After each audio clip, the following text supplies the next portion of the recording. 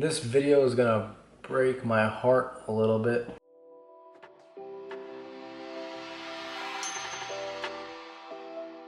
So I want to talk about what Samsung did because I think Samsung just did something that I never knew could be possible. I've been using iPhone ever since the iPhone 3GS. I've owned every single iPhone ever since then, except the iPhone 5S. Never owned it. I skipped it. I'm starting to question, why did I pay $1,300 for my XS Max 256 gig?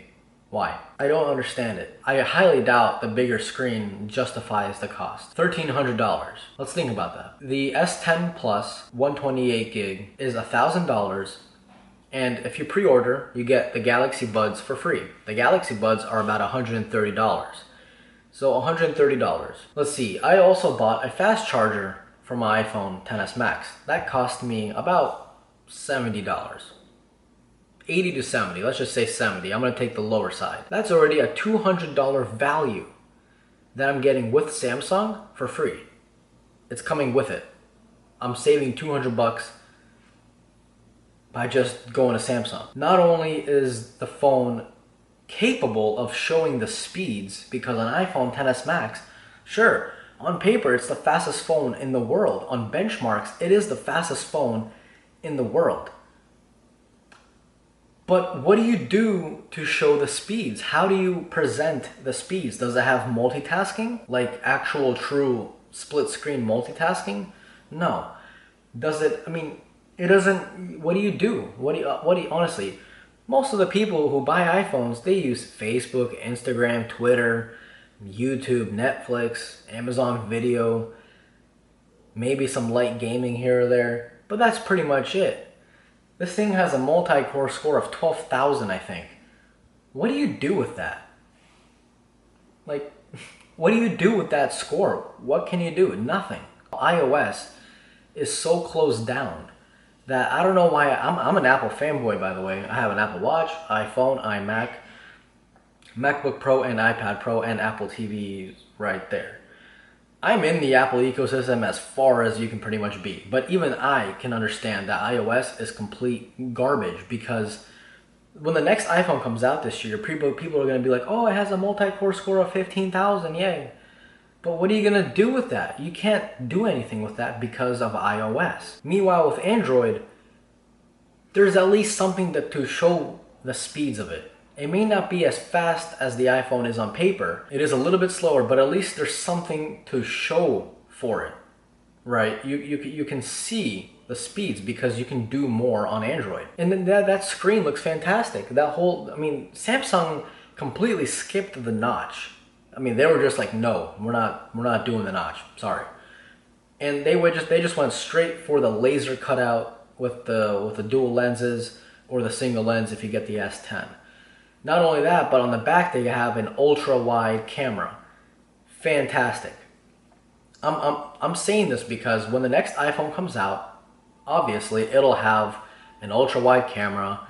It'll have like the wireless charging where you can lay your Apple Watch or your AirPods on the phone and it'll start charging just like the S10 Plus. Or it'll cost the same as it costs now, because we all thought when the iPhone 10 came out, we were like, oh, that's just a beta test, everyone, relax. The next iPhone won't be that expensive.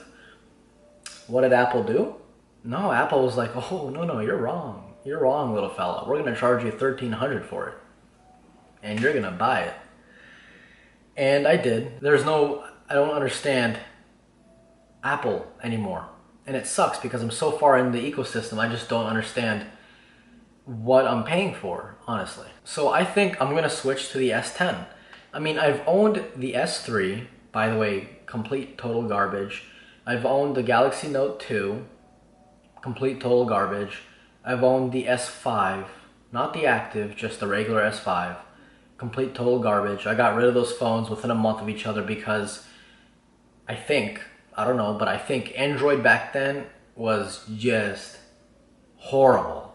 It was just bad. It lagged, it crashed, it did all of that. I got rid of it, went back to iPhone. But now, it looks like Samsung is not only catching up to Apple, but honestly beating them. I think iPhone will always be the smoothest because it's a closed operating system made by Apple for Apple by, I mean, yeah.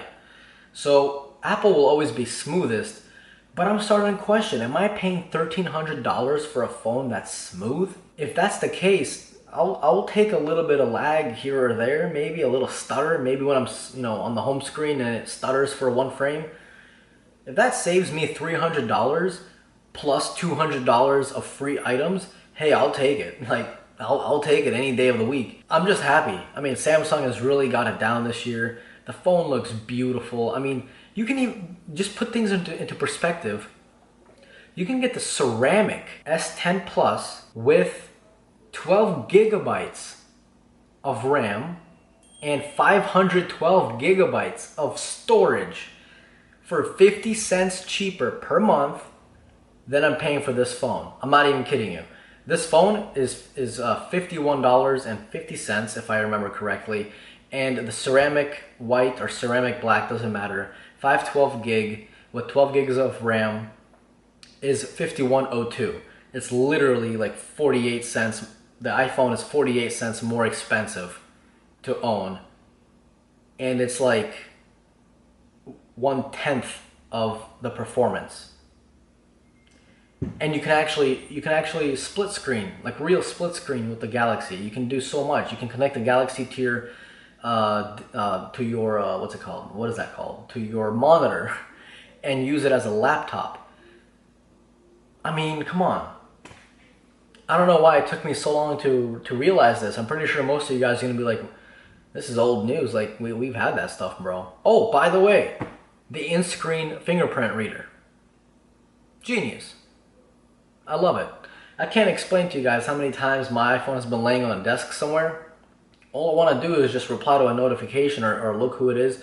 I have to lift it up, okay, and put it back down. 2 minutes later, I get another notification. I have to lift it up, okay, put it back down. Like, come on. Like, there has to be a better way, Apple. Please incorporate an in-screen fingerprint sensor. I know you will, Apple. I know you. But please arrange iOS to really unlock the true potential of the iPhone, please.